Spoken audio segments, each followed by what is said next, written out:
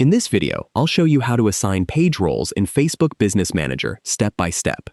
Assigning page roles allows you to give team members access to manage your Facebook page without sharing your personal login details. First, open your web browser and sign in to Meta Business Suite with the account that manages your business. Next, click Settings, then open Business Settings. In the left menu, click Accounts, then select Pages, and choose the Facebook page you want to manage. Now, click Assign People. You'll see a list of people who have already been added to your business manager. Select the person you want to assign. Then choose the level of access you want to give them. You can allow them to create content, respond to messages, manage ads, view insights, or give them full control if needed.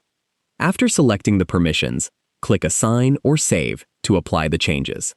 The selected person will immediately receive access based on the permissions you've assigned.